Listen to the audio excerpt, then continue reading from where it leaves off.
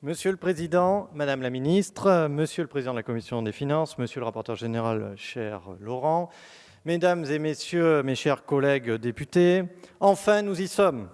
Après une semaine de PLFR complète et de nuits acharnées pour trouver un équilibre, nous allons adopter ce projet de loi rectificatif. Et comme je ne l'ai pas fait depuis mes 3 interventions, je vais rappeler quelques éléments. Ce PLFR ouvre quand même dans le champ du budget général 14,2 milliards de crédits supplémentaires en actes d'engagement. Et cela se concentre principalement sur la mission Travail et Emploi pour 3,6 milliards d'euros. Et ça finance quand même la subvention exceptionnelle à France Compétences, 2 milliards d'euros, ça semble utile. Le plan de réduction des tensions de recrutement, 500 millions d'euros, on en parle tous les jours.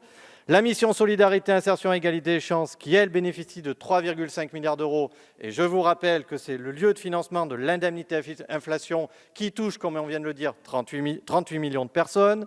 Et il me semble que cela est très utile aussi. La mission Plan de relance se voit ouvrir une nouvelle fois 2,2 milliards d'euros en actes d'engagement.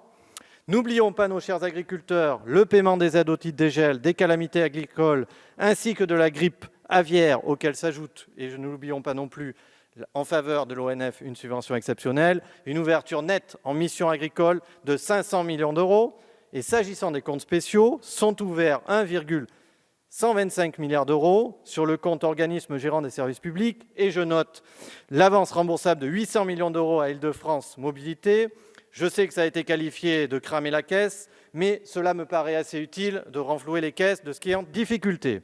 Voilà résumé ce PLFR qui, bien évidemment, dans son texte initial, me semble plus approprié avec les quelques évolutions que nous avons vues hier.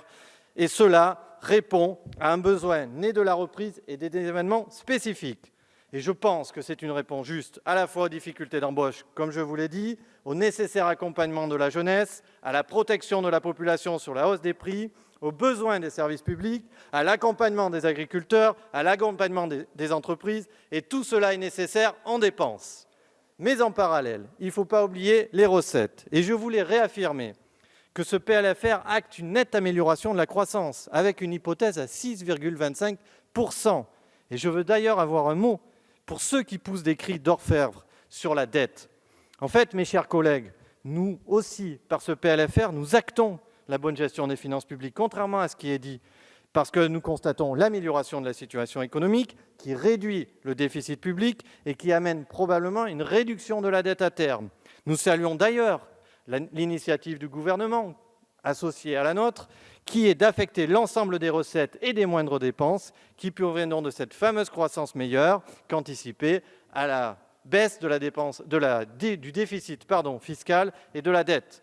Ainsi, et en clair, pour ne pas être très long, ce PLFR est bénéfique, nécessaire, utile et attendu. Tous les Français en avaient besoin.